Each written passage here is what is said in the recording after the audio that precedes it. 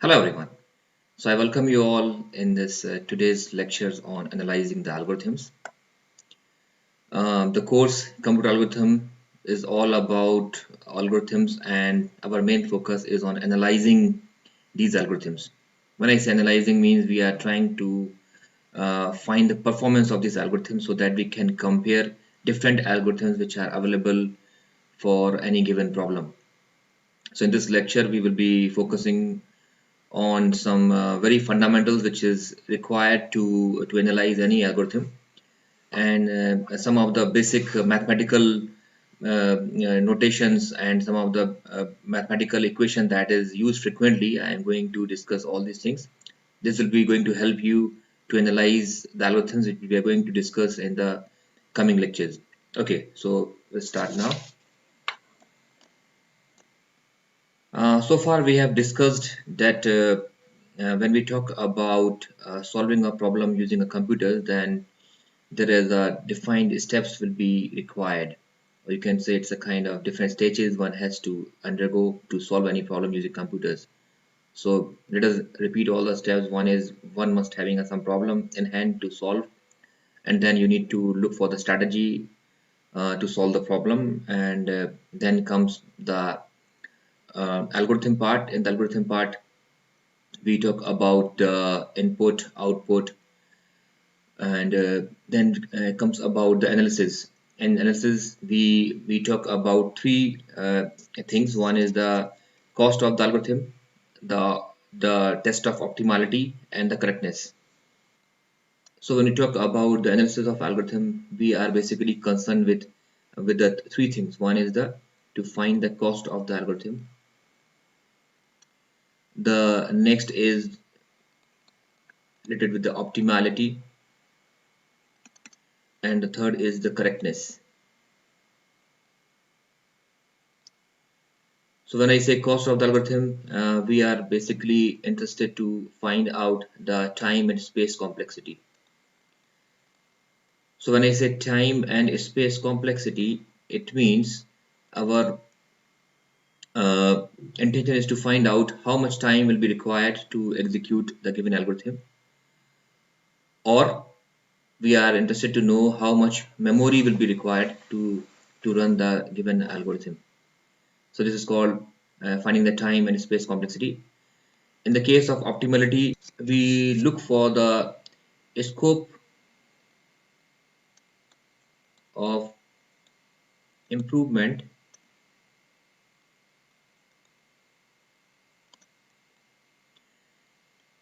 in the performance of the algorithm.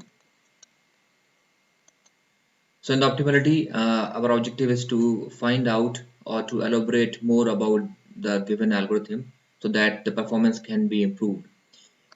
In this stage, in this step, basically we are looking for different strategies which are possible to make the performance better. So we look for the different strategies which are possible to give the solution with a better performance. And also we are looking for different data structures which can be used with the algorithm to improve the performance. The third part of analysis is the correctness. So here our objective is to verify the correctness of the procedures that is being used in the algorithm.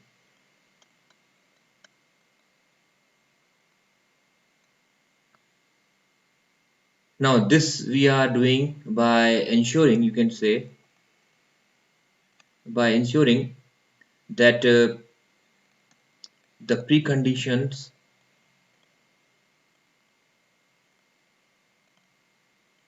are satisfied,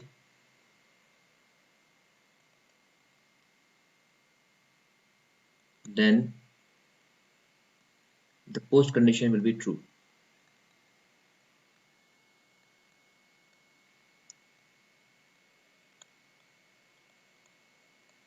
So when we talk about the analysis, these are the three things need to be done to finding the cost of the algorithm in terms of the time and space complexity, the optimality, and the correctness. But most of the time we are mainly focusing on to find the time and space complexity. So in the coming lectures, when we discuss about the uh, analysis of any algorithm, we are mainly focusing on to find out the cost of algorithm in terms of the time and space. Okay, this part we are not doing every time, but this is actually considered when we talk about the analysis.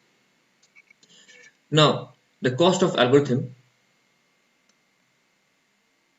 when I say cost of algorithm,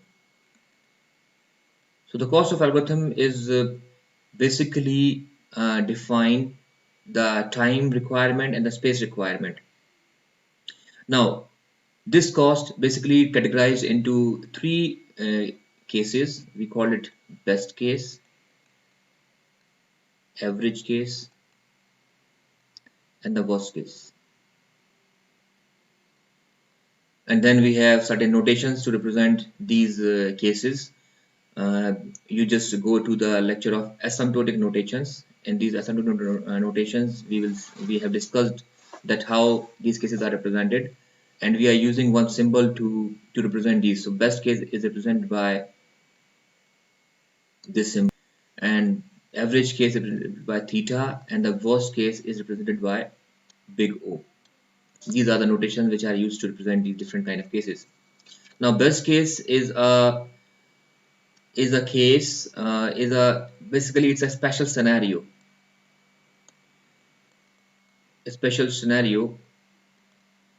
or a special set of input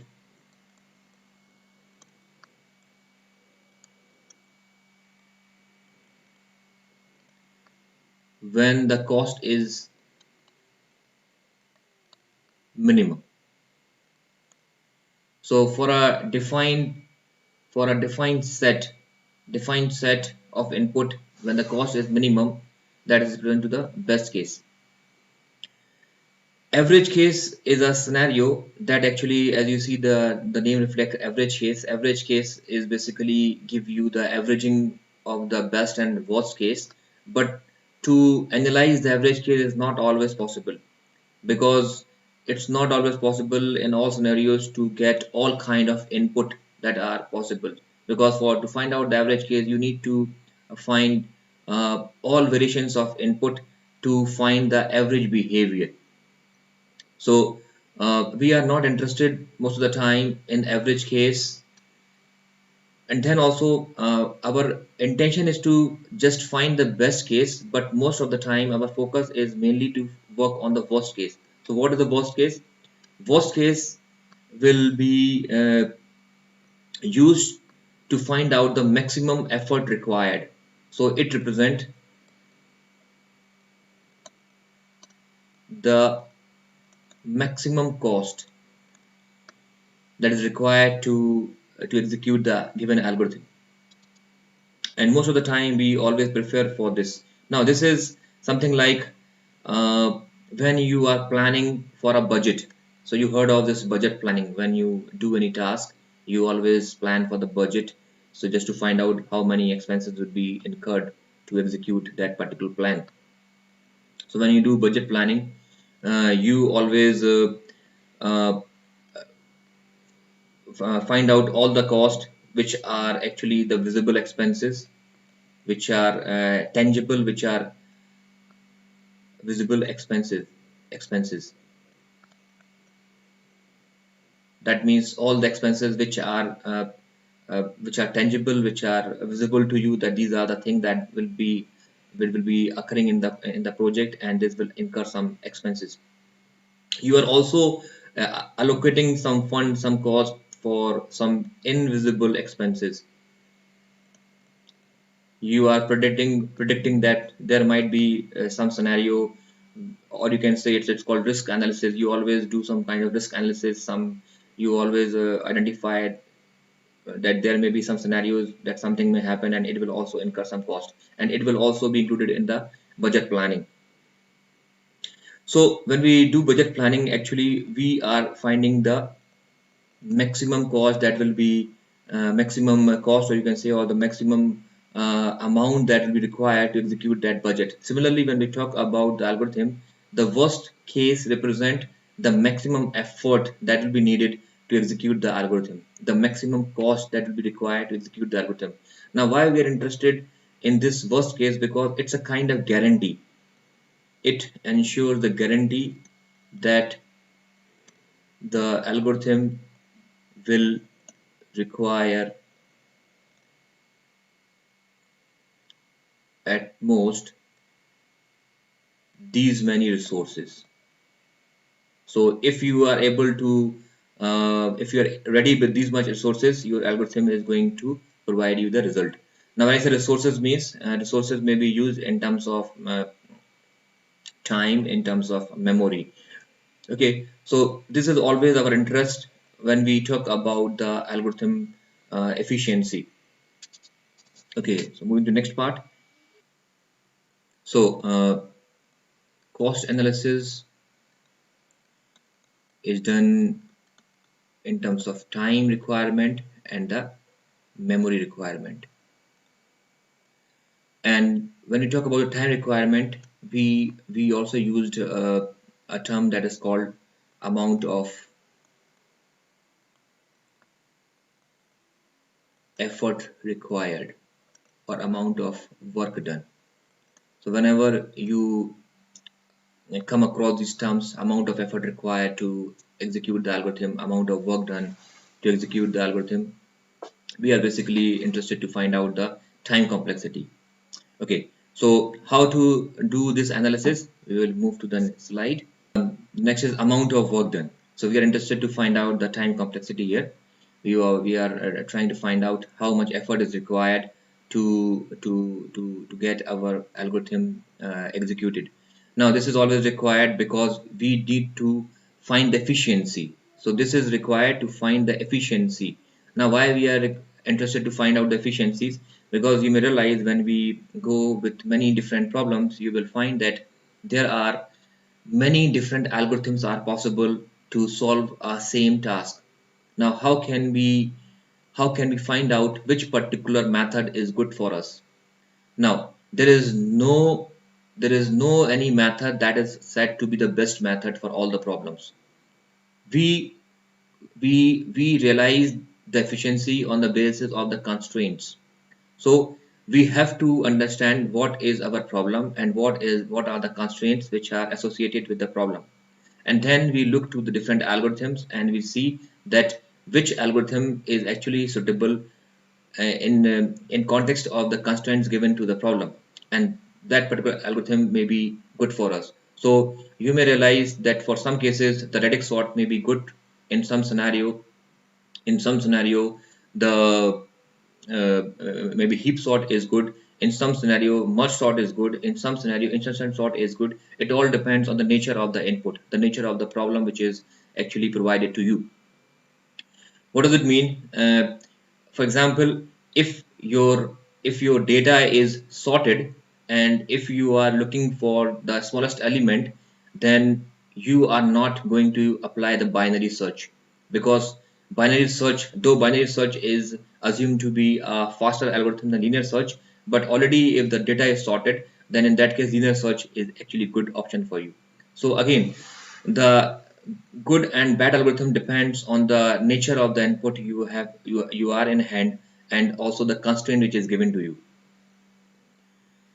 The other important point about the amount of work done is independent of the computer programming language, programmer, and other implementation detail. Now all the analysis that we are doing in our algorithm, we are doing on the mathematical model of computation. Now, you can refer to the video of mathematical model of computation to know more about its structure, that how it works. But here at this point of time, to analyze any algorithm, we are not considering this. Now why this is required? Because you cannot compare two algorithms running on two different machines of different configuration. One machine is a very fast machine having a very excellent processor, very good RAM, and the other machine is actually a very working using a very old processor and not having a good amount of RAM. So obviously when you run the algorithm on these machines, you will find a very different running time. So this is not a good comparison. So for the good comparison, what we are doing, we are setting aside all these parameters like the configuration of the computers, the programming language you are using, the efficiency of the programmer, and other implementation details that may be affecting to the performance of the algorithm. So we are simply focusing on the problem and the input size. What is the size of the input? How big is the problem? And then we are applying different algorithm to see its behavior.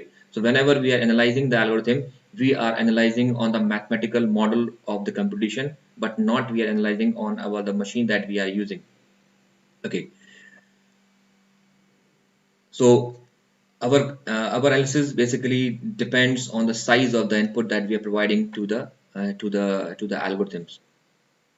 So the basic uh, approach of doing this job is to count the number of basic operations that are there in your algorithm.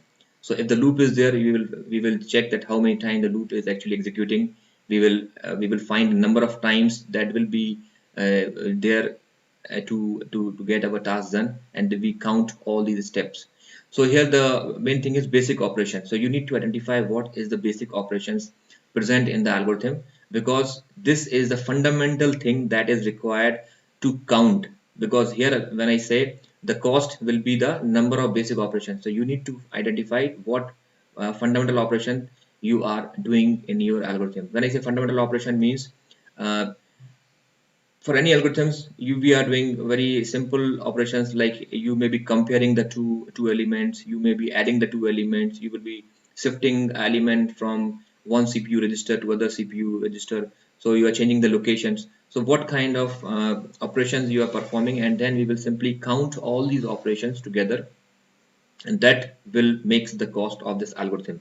So identify the fundamental operation which is actually there in the algorithm, and then you just count all the operations, and that makes the cost of the operation.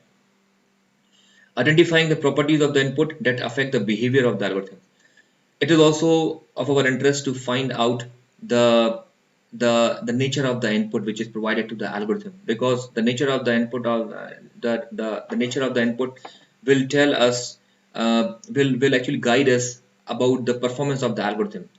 This actually deals with the different cases, because when we say best case, average case, worst case, this actually depends on the nature of input we are providing. It is also required to check what is the nature of input and what is the behavior based on that input, because it will decide the best case, worst case, and the average case. One thing to understand, that the nature of input is variable for different kind of algorithm. It is not same for all kind of algorithm. For example, the sorted data may be good for one kind of algorithm, but sorted data may not be good for other kind of algorithm. So you need to compare in context of the algorithm given to you, and then you will see what is the nature of the input that affects the behavior of your algorithm. Okay, so here we will see how to compute the worst case complexity. As I already told you, that most of the time we are interested to find out the worst case complexity, that is the maximum amount of effort required, maximum amount of time required to solve the problem or to run that algorithm that we are discussing. So we need to formulate some notation. We need to devise some mechanism to represent this worst case scenario. So here is a things are given to us. So let dn be the set of inputs of size n for the problem under consideration, and let I be the element of dn. So we are assuming one set is given to us. So let's say D is represented as D is a set which consists of a set of input of size n. Let's say these are the I1, I2, I3, and this is In. And where these are the input of size n. Let's say we have n input, and each input is of let's say size 4. So let's say this is I1. I1 is represented as this is, let's say, 1, 2, 3, 4, for example. And I2 is and I'm assuming that our elements are same, but they are provided to us in a different form. Let's say 2, 1, 3, 4. This is I2. I3 is. There may be different numbers as well also. There is no restriction that only we have to take four numbers, 1, 2, 3, 4. But I am just creating an example in order to understand the scenario. 4, 3, 2, 1 like this. Or maybe I4 is equals to 7, 6, 2, something like this. Okay. So we have a set D, which is a collection of inputs, and input is of defined size. Let's say the size is 4. Let Ti be the number of basic operations performed by the algorithm on input I. So let's say we are using notation T of I. So T of I is a general notation that will take that says that this is the amount of time required to run the algorithm using this input I. So let's say if I pass I1 means if I pass this input, let's say my time is T1. When I pass input 2, my time is T2. When I pass input 3, my time is T3. Because this is a different sequence of element, the input nature is different, and when we provide this input to the algorithm will take different times. Okay, let us define the function w by wn equals to maximum of ti, where I is an element of dn. So out of all the possible, out of all the time, so t1 is one time, t2 is two times, second time, t3 is the third time. So out of all the time, whichever is maximum will be the answer. It means let's say I am interested to find value 1. Let's say I want to apply search operation. So when I apply search operation to search value 1, then the ti1 it will be 1. When I search in this, then ti2 is 2, because in this case I will find my element at the first position, so I will do only first one comparison and I will get my element. Now here I am assuming that I am applying the linear search. So linear search, I think you are aware, we have to compare the element to be searched with every other element of the given set. So in this case we will find our first element, so we need only one comparison and the answer is effort is only 1. Here we need two comparisons, so the cost is 2. In the I3, the cost is 4. So likewise, for all possible input set, we are finding the time, and whichever is maximum, that is the worst case. So in our case, this is 1, 2, 4. So in our case, in this example, the wn value is 4. We need only 4 comparisons, which is the maximum comparisons. Now, WN is called the worst case complexity of the algorithm. We already discussed that the maximum effort is said to be the worst case. WN is the maximum number of basic operations performed by the algorithm. So in our case, the basic operation we are doing is the comparison operation. We are comparing the two values, and how many times we are doing. So in the first case we are doing only one time, second case we are doing two times, third case we are doing four times.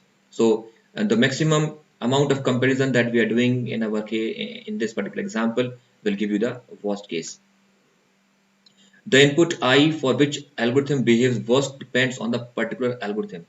Again, just keep in mind that this input is actually good for this algorithm, means linear search. If I am using linear search, then this input is very good for this kind of algorithm. But again, if I apply binary search, then this input is not good algorithm, is not a good, because it will not guarantee to only get cost 1, because it needs more comparison.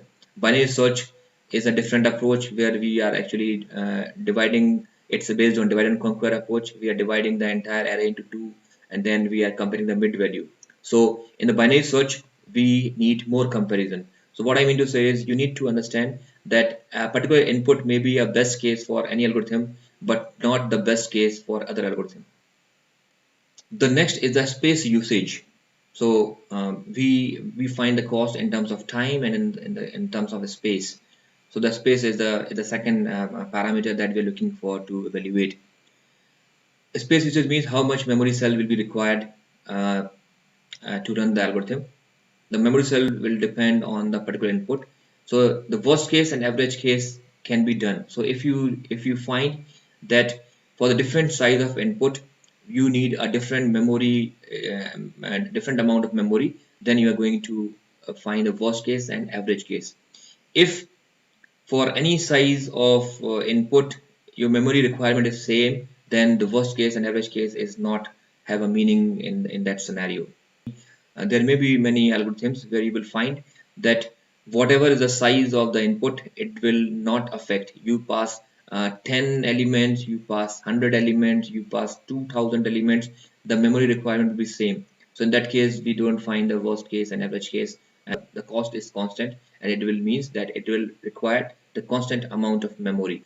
Now, why we require the space? Now, the space is required for various reasons. The space is required for executing the instructions that you have defined in the algorithm. You may be using some constant, so that will also occupy some space. You may be using some variables that will be used in the algorithm, so you need a space for variables. There may be some data that is need to be passed to the algorithm, and you may be doing some internal computation. You are manipulating the data, and then you need to store these intermediate results. So it all depends at how you are uh, using your data, what things you're providing in the algorithm. So all these things need a space. So we need to find out that what is the space requirement. Keep in mind, though we always interested to find the space and time complexity, but our main emphasis will be on the time. Okay, how much time will be required, because as the technology is advancing, you may realize that the cost of the memory is become cheaper and cheaper. So 10 years back the cost of memory is a huge, but as the time passes, as the technology is advancing, the memory is becoming very cheap. So our main most of the time our focus is on the time. We want the algorithm which are very fast. Okay, though maybe required some more space, so you that is okay for you. So normally when we say space and time, we do the trade-off. So trade-off means you need to compromise one of the factors, because it has it's a general phenomena. The algorithms which are very fast, take more space. So if the time requirement is if the time is less, it will take more space, and if the space requirement is less, it will take more time. So depending on our requirement and on the requirement of the application, we will see what is our priority, and we do a trade-off. We can compromise on one of the factors. We can give more space, but we want the very fast time. So it all depends on the nature of the algorithm. We need to do the trade-off. Then the other thing is, you need to understand that when we talk about the space requirement, we have certain part of the input as considered as a fixed part that will require a fixed amount of memory, and some part is called variable part, means this amount is keep on changing depending on the nature of the input you are providing. Now fixed part is what, the size required to store certain data variables that is independent of the size of the problem. What does it mean? Fixed part refers to the space requirement which is independent of the input size. Independent of input size. So fixed part refer to that space requirement which is independent of input size. Input size may be of anything. It may be input size may be 200. This will be fixed. Now what kind of requirement is this? Like the name of data collection. So the space required for identification purpose, for the identity of any particular constant variables to the files that you are using, that will occupy the fixed space. For example, when you call, let's say there are file 1 and file 2. So for naming the file you are specifying only 1 byte. For naming of this file you are specifying only 1 byte. So it will take a fixed amount of space to get the identity, but the size of the file may be different depending on the input. This file may be of 2 MB, this file may be of 20 GB. So it all depends on the input, what amount of data is there inside the file. So when I say fixed part, this refers to the fixed part, and this refers to the variable part. So variable part is basically the space needed by variable, and it always depends on the size of the input that actually you are providing to it. So just keep in mind, when we do analyzing about the space complexity, we need to also find out that what is the fixed part and what is the variable part. Okay, so next. Okay, so next we will see some very fundamental result of mathematics and algebra that have been frequently used in analysis of algorithm. So I am discussing some very fundamental things that which is definitely be required, and you must be aware of all these things. So I'm just revising some core concept of mathematics, so just you can have a refresh of all these concepts which will be used in the analysis of the algorithms. So there is a concept called set. Set is a collection of same kind of elements. Normally we are representing the set either by grouping the elements together, or you can defining in this kind of row table method, where you are saying, for example, x is an integer power of 2. So what does it mean? It means if I want to represent a set S, I may write 2, 4, 6, 8, 10, and so on, or I can say S contains the elements such that X is even. So we have two methods of running the set. When we talk of set, the set elements does not maintain order. They can be kept in any sequence. For example, if I write s equals to 2, 4, 6, then it can also be written as 2, 6, 4. Means the ordering of the element does not matter in case of sets. The next is some very fundamental operations that we are performing with the set. So if all the elements of one set are a part of or means found in another set, then the first set is said to be a subset of other. So if S has some set of elements, if all these elements are found in S2 also, then S1 is said to be a subset or a subset of S2, and vice versa. We can say that S2 is a superset of S1. So S2 must contain at least one element more than S1 to make it a superset. Empty set is a subset of every set. Now this is also very important. Keep in mind that empty set is also assumed to be an element of every every set, and it is also a subset of every set. So empty set means a set which does not contain any element.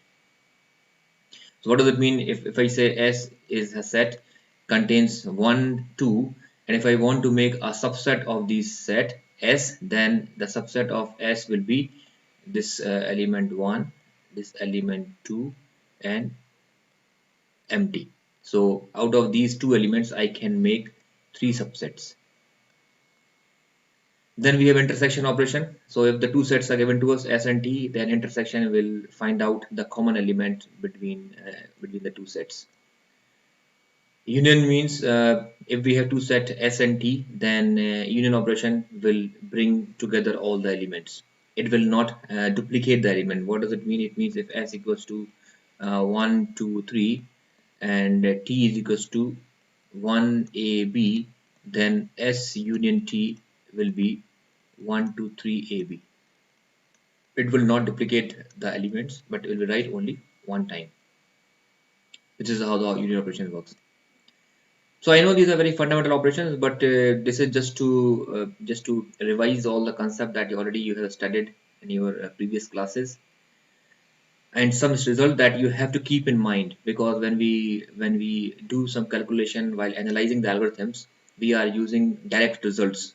So later you will see I will use a direct result. I am not going to derive any of the result. So it is required that you must be knowing the result of some standard formula or some standard cases. Now cardinality, a set S is a finite if there is an integer n such that the element of S can be placed in a one-to-one. Okay, so this is a set which is how it is represented, that it has contains an element. We are placing it like this, 1, 2, 3 up to n. The cardinality of any set is represented by the number of element. So if S is any element that contains 1 2 4 and k, Then if I'm interested to know the cardinality of the set, then the cardinality can be represented as this bar, and then you will just find how many elements are there, but these elements must be distinct. And one thing to always remember, that you cannot say that this is a set. Elements will always be distinct, they cannot be repeated. Okay, so this is not possible.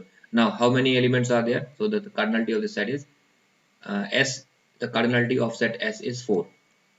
Now we have some results that you have to keep in mind, because these are used in many of the calculations. How many distinct subset does a finite set on n element can have? So this is 2 power n subsets can be formed. What does it mean? It means if I have a set, let's say 1 2, then how many subsets can be formed? So one subset is itself, this is also, every set is a subset of itself. This is one subset, second subset, third subset, and the empty. So if the number of element is 2, the number of subset will be 2 power 2, that is 4. So you can see that 4 subsets are possible of any set. Similarly, if you have like 3 elements are there, 1 2 and 3, then how many subset you can form? You can form 2 power 3, that is 8 subsets are possible. How many distinct subset of cardinality k does a finite set of n element have? So this you can find out by finding the uh, nck, that is equals to n factorial upon n minus k factorial k factorial. Now what does it mean? It says if you have any set, let's say A, and it has element 1 2 3 4, then how many subset can be formed of size 2, of cardinality 2? So here n equals to 4 and k equals to 2. I want to find out how many subsets can be formed of cardinality 2. So this can be find out by using this nck, that is 4 factorial upon 4 minus 2 factorial to 2 factorial. So what you will get? You will get this 4 into 3 into 2 into 1.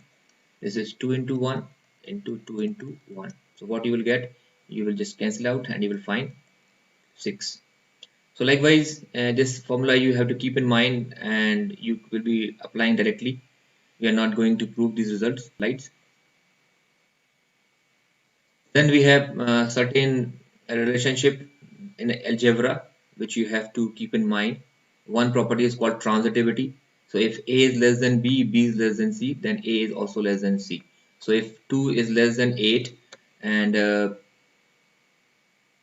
and 8 is less than 10, that means 2 is less than 10. This is called transitivity. Addition: if A is less than B, C is less than D, then you can add any value to then A. Or you can say if you add these two values, then definitely this is also less than the greater part. So if you add the lesser part, will always be less than the greater part. Then positive scaling: if A is less than equals to B, and if you take any scalar value which is positive, and if you multiply this value to both these quantities which maintain the relationship, then also this still be hold. So alpha into A is always less than alpha into B if A is less than equals to B.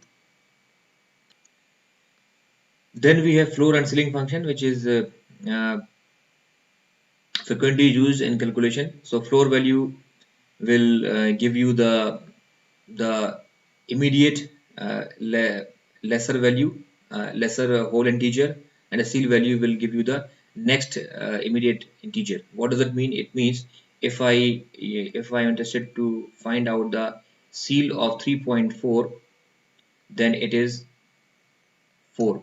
If I want to find out the floor of 3.4, then I will get 3. So it refers to the immediate next value and it will refer to the immediate previous value. The next is logarithmic results. These are again very much used. You must be very much aware about the fundamental properties of logarithms. Now it actually proposed a very interesting results that are widely used in many of the algorithm analysis. So if b is any positive value, it is more than 1, and x is also more than 0, and it is given that log of x base b is L, then b power L is x. What does it mean? If I say log of 8 base 2 is 3, this is actually possible when you write 8 is equals to 2 power 3. Okay, so the next is log base b is a strictly increasing function. That means if any values x and y given to you which hold this which condition that x is more than y, then definitely it will applicable to log as well with the same base. So log of x base b is also more than log of y base b. Then log is showing the one-to-one function. That is also actually very much uh, in context to this previous result, that if log of x base b is equals to log of y base b, so it is also applicable to the values without log. So if the base of both the values are same, then you can say that both values are equal. Log of 1 to any base is always 0. Log of 1 to any base is always 0, and log of any value with the same base is always 1. So you can say log of 7 base 7 equals to 1, and log of 1 base anything is always be 0. This is also an interesting result. Log of x power a base b will be a into log x base b. Now these are certain results which you have to keep in mind, and which have proved to be very helpful to simplify your calculation. Most of the time we are using this log computation, and keeping all these results in mind will make you easier to analyze your work. So any product with the base b will be represented in terms of addition. So if this is log xy base b, will be log x base b plus log y base b. X power log y is also equivalent to y power log x. This is also very interesting result. Now change of base. So if anything is given to you, if you have given log uh, 2 base 3, you can you can represent this with any other base in the division form. So you can say log 3 base x divided by log 2 base x. This is what it is given here. So these are some very fundamental results that you have to keep in mind. Then next important and very frequently used analysis is the some very standard series, like you may have come across in the when you were studying about AP, GP, HP series are there. So if you want to find out 1 plus 2 plus 3 plus 4, this is the AP series. So you can say summation I equals to 1 to n, it is n into n plus 1 by 2. Similarly, if you have to find out the result of 1 square plus 2 square plus 3 square plus 4 square, then this is also again a very frequently used series. So you need to keep in mind that we can write as summation I equals to 1 to n, and if you're finding the summation of all the square of these numbers up to n, then it is equals to n cubed by 3. One thing to keep in mind that most of the time when we do analysis, we are mainly focusing on the higher order term. So though the result of this summation is this one, but our main interest is to get this higher order term, which is 2n cubed by 6, which is actually n cubed by 3. So we are mainly focusing on this part. In general, if it is now here I am finding the square means 1 square, 2 square, 3 square, 4 square. Similarly, you can find any summation with any power. Let's say 1 cube, 2 cube, 3 cube, 4 cube, or 1 power k, 2 power k, 3 power k. This is also, this can be find out by using this formula, n k plus 1 by k plus 1. Actually, this is applicable here. If you use 2 here, so this is ik n power k plus 1 upon k plus 1. So if this is k equals to 2, then you are saying summation of I equals to uh, 1 to n I square. This will be n power 3 by 3. So again, this is very important result. This is also, you can find many times this kind of series are actually happening here. This is 2 power 0 plus 2 power 1 plus 2 power 2 plus 2 power 3, and the summation of this is 2 power k plus 1 minus 1. Similarly, we have one more very frequently used series, that is I into 2 power I, and it goes from I equals to 1 to k, and this is k minus 1 into 2 power k plus 1 plus 2.